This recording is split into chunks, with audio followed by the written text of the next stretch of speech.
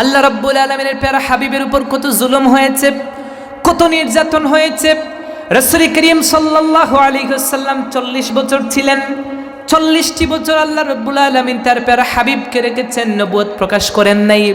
প্রশ্ন হয়ে যেতে পারে, রাসূল করিম সাল্লাল্লাহু আলাইহি ওয়াসাল্লাম 40 বছর নীরব ছিলেন, তার মানে কি রাসূল তখন নবী ছিলেন না?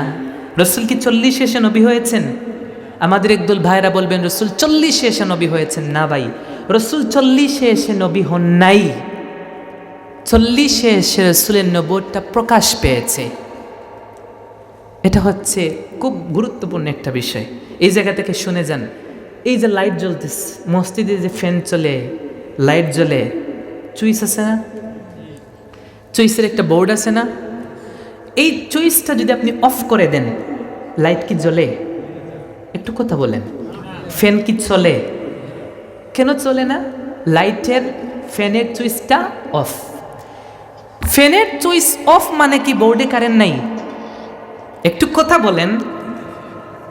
চুইস আমি অফ করেছি, আমার কথা বুঝলে জবাব দিন। একটু বুঝেন, আমার সাথে মনোযোগ দিয়ে কথা শোনেন, কিছু শিখে যান। চুইস অফ করার কারণে ফ্যান বন্ধ হয়েছে, লাইট অফ হয়েছে, তার মানে কি বোর্ডের মধ্যে কারেন্ট নাই? বোর্ডে কারেন্ট আছে, কিন্তু ইন্টেলেকচুয়াল মাথা মুটে যদি বলেন না, যেহেতু চুইস অফ, বোর্ডে কারেন্ট নাই, বলে যদি বোর্ডে হাত দেয়, খবর আছে না নাই? আমি আপনাকে কিভাবে বুঝাবো বলেন? আর কিভাবে উদাহরণ দিলে আপনি মানবেন যে রাসূল 40 এসে নবী হন নাই? 40 এসে আল্লাহ ওই চুইসটা অন করেছেন। এতদিন অফ ছিল। এতদিন কি ছিল? তার মানে বোর্ডে কি ছিল? কারেন্ট ছিল। রাসূলের কাছে নবুয়তটা ছিল ভাই। আল্লাহ অন করার আদেশ দেন নাই। মুয়াজ্জিন সাহেব মসজিদে খাদেমকে বলেন নাই যে চুইস দিও না, চুইস দাও, এটা অনুমতি দেন নাই, এর জন্য এটা অফ ছিল। যখন বলেছেন হুজুর ফ্যানটা চালান, উনি ফ্যানের চুইস দিচ্ছেন, এর জন্য ফ্যান কি চলেছে? ফ্যানে কারেন্ট ছিল না, বাট বোর্ডে কি ছিল? তাহলে রাসূল 40 এসে নবী হন নাই তো? রাসূলের কাছে নবুয়ত ছিল।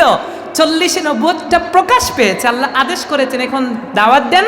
আল্লাহ রাসূল 40 বছর বয়সে এসে নবুয়তটা প্রকাশ করেছেন। এবার বলেন, আমার রাসূল কি 40 নবী? তার মানে যারা চুপ তারা মেনে নিচ্ছেন রাসূল 40 নবী। তো কথা বলেন, আমি কি বুঝাতে পারিনি আপনাকে?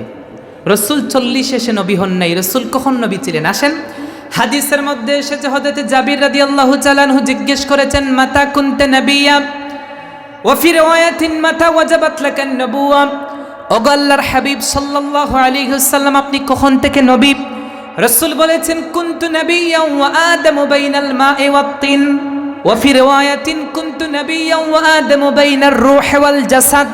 ও আমার সাহাবী, কান পেতে শোনো, আমি তখন থেকেও নবী। যখন আল্লাহ আদমের রূহ আলাদা, শরীর আলাদা রেখেছেন, তখনও আমি আল্লাহর নবী ছিলাম। সুবহানাল্লাহ। তার মানে যখন আদম সৃষ্টি হয় নাই, তখন আমি কি?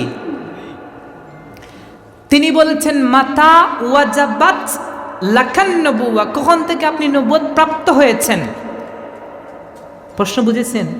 বলেছেন নবুয়ত প্রাপ্ত হয়েছেন, ওয়াজিব হয়েছে কখন থেকে? তিনি বলেছেন যখন আদম সৃষ্টি হন নাই তখন।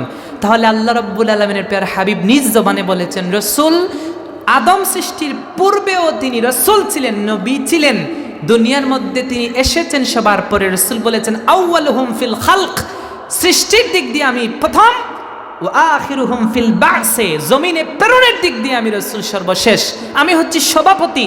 মাহফিলের সভাপতির বক্তব্য হয় সর্বশেষে। সভাপতির বক্তব্যের পরে কোনো বক্তব্য চলে না। এই পৃথিবীর মধ্যে আল্লাহ তার প্যারা হাবিবকে সভাপতি বানিয়েছেন, সমস্ত নবীদের সাইয়্যিদ, লিডার, নেতা বানিয়েছেন, যার কারণে রাসূলকে আল্লাহ সর্বশেষে প্রেরণ করেছেন। কোন সুবহানাল্লাহ। কোন আপনার কনসেপ্ট যদি বলে তিনি সর্বশেষে এসেছেন, এর জন্য তিনি সর্বশেষে সৃষ্টি হয়েছেন, তাহলে আপনার মতো দ্বিতীয় বোকা মনে হয় জমিনে আরেকটা। তাহলে বলেন রাসূল 40 নবী হয়েছেন? রাসূল নবী 40 হন নাই, 40 এসে নবুয়ত প্রকাশ